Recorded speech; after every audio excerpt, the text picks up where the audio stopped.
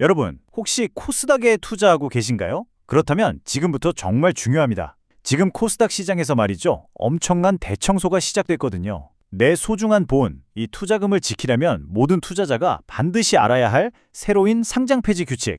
오늘 제가 아주 명확하게 싹 다 정리해 드릴게요. 아니, 갑자기 무슨 대청소냐고요? 이 변화의 배경에는 금융당국의 아주 강력한 의지가 숨어 있습니다. 이런 비유를 들었더라고요. 백화점에 썩은 상품, 가짜 상품이 널려 있으면 누가 거기 가서 쇼핑하겠냐고요. 딱 감이 오시죠?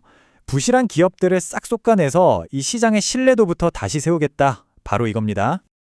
자, 그런데 이런 거창한 정책 얘기를 들으면 우리 개인 투자자들 머릿속에는 딱 이 질문 하나가 떠오르죠. 그래서 내 주식은, 내 종목은 괜찮은 거야? 네, 바로 그 질문이요. 오늘의 시간, 여러분이 직접 그 답을 찾으실 수 있도록 제가 핵심만 콕콕 짚어드리겠습니다. 그럼 본격적으로 도대체 왜 이렇게까지 시장을 청소하려는 건지 그 이유부터 한번 파헤쳐보죠. 정부의 목표는 아주 명확합니다. 시장의 신뢰도를 확 끌어올려서 코스닥 3000 시대를 열겠다는 거예요. 근데 이게 단순히 부실 기업 몇 개 퇴출시키는 걸로 끝나는 게 아니에요. 이게 중요합니다. 요즘 많이들 얘기하는 밸류업 프로그램 있죠? 그거의 사전 작업 같은 겁니다. 한번 생각해 보세요. 튼튼한 땅이 있어야 좋은 나무가 자라잖아요? 그것처럼 시장의 체질 자체를 근본적으로 뜯어 고쳐야만 진짜 가치 상승이 가능하다. 이렇게 판단한 거죠. 사실 생각해보면 그동안의 퇴출 기준은 좀 심하게 말하면 있으나 마나였어요. 시가총액 기준은 2009년부터, 매출액 기준은 무려 2003년부터 바뀐 게 거의 없었거든요. 근데 진짜 충격적인 건 뭔지 아세요? 지난 10년 동안 이 두 가지 재무 기준만으로는 상장 폐지된 기업이 단 한 곳도 없었다는 겁니다. 정말 놀랍죠? 이러니까 시장에 소위 말하는 좀비 기업들이 계속 남아있게 되고 결국 투자자들의 신뢰만 갉아먹는 상황이 된 거죠. 그래서 해결책으로 등장한 게 바로 이 새로운 규칙입니다. 훨씬 더 깐깐해지고 훨씬 더 엄격해진 새로운 룰북이죠. 핵심은 시가총액과 매출액 이 두 가지 잣대를 단계적으로 그것도 아주 대폭 올린다는 건데요. 자, 구체적으로 어떻게 바뀌는지 하나씩 뜯어보겠습니다. 가장 큰 변화, 바로 시가총액입니다. 와, 이 슬라이드 보시면 변화가 정말 극적으로 느껴지실 거예요. 기존에는 40억 원 미만이었거든요. 이게 올해부터는 무려 150억 원 미만으로 거의 3배 가까이 확 뛰어 올랐습니다. 이건 이제 어지간한 체력 없이는 시장에서 버티기 힘들 거라는 아주 명확한 신호타는 셈이죠. 그리고 이게 끝이 아닙니다. 여기서 멈추는 게 아니에요. 이 로드맵을 한번 보세요. 기준이 2029년까지 매년 이렇게 계단식으로 계속해서 높아집니다. 최종적으로 시가총액은 3천억, 매출액은 1천억까지 올라가거든요. 이게 무슨 뜻이겠어요? 올해 기준을 간신히 턱걸이로 넘긴 기업이라도 앞으로 3년 동안 계속해서 성장하는 모습을 증명해야만 살아남을 수 있다는 얘기입니다.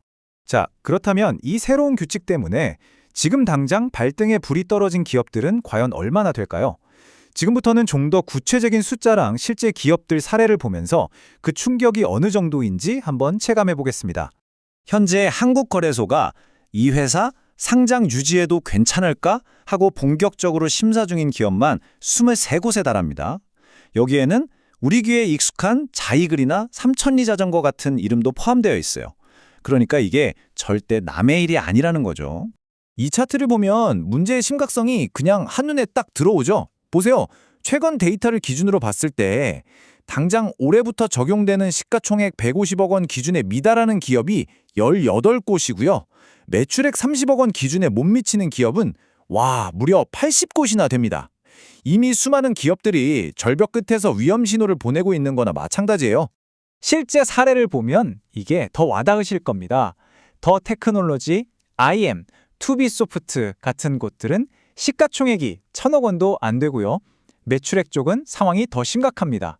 파라텍시스 코리아나 이노스페이스 같은 곳은 연매출이 3천만 원도 안 돼요. 물론 예외는 있습니다. 혁신 기술을 가진 기업들한테 성장할 시간을 주기 위해 상장 문턱을 낮춰줬던 기술 특례 상장 기업 같은 경우에는 일부 예외가 적용될 수 있다는 점, 이건 참고로 알아두시면 좋겠습니다. 정말 만약에 내가 투자한 회사가 이런 위험에 처했다면 앞으로 어떤 일이 벌어질까요?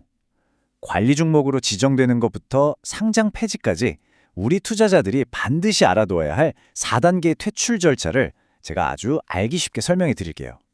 여기서 핵심은 딱 하나, 속도입니다. 정말 순식간에 진행돼요. 먼저 시가총액 기준 미달이 30거래일 동안 계속되면 관리 종목으로 딱지가 붙고 신용거래가 막힙니다. 그 뒤에 90일, 약 3달의 개선 기간을 주긴 하는데요. 이때도 회복을 못하면 바로 상장 폐지가 결정되는 겁니다. 그리고 마지막, 정리 매매 기간은 단 7거래일 뿐이에요. 사실상 내 돈을 회수할 마지막 기회인데 이때는 주가 폭락을 피하기가 거의 불가능하죠. 자, 그렇다면 이 거대한 변화의 파도 속에서 우리 같은 개인 투자자들은 어떻게 살아남아야 할까요? 지금부터는 여러분의 포트폴리오를 안전하게 지킬 수 있는 아주 실질적인 생존 전략을 알려드리겠습니다. 이거 뭐 복잡하게 생각하실 거 전혀 없습니다. 딱 3단계. 아주 간단한 자가 진단만으로도 내가 가진 종목의 위험도를 충분히 파악하고 미리 대응할 수 있거든요. 자, 첫 번째, 가장 기본 중에 기본입니다. 지금 당장 가지고 계신 종목의 시가총액이랑 최근 매출액을 확인해 보세요. 올해 기준인 시총일 150억, 매출 30억. 이걸 아슬아슬하게 넘는 게 아니라 아주 넉넉하게 웃돌고 있는지부터 체크하는 게 가장 시급합니다. 둘째, 꾸준히 지켜봐야 합니다. 한국거래소의 공식 공시 채널인 카인드, KIND 있죠? 이걸 스마트폰에 즐겨찾기 해두시고 내 종목이 혹시 관리 종목 지정 우려 공시에 뜨지는 않는지 주기적으로 확인하는 습관을 들이셔야 해요. 마지막으로 어쩌면 이게 가장 중요한 조언일 수도 있습니다. 위험한 종목으로 마지막 한탕을 노리는 그런 상장표지 투기의 유혹에 절대로 넘어가시면 안 됩니다. 기적처럼 반등할 수도 있지 않을까 하는 기대감보다는 막대한 손실로 이어질 가능성이 압도적으로 비교도 안 되게 높다는 사실을 꼭 기억하셔야 합니다.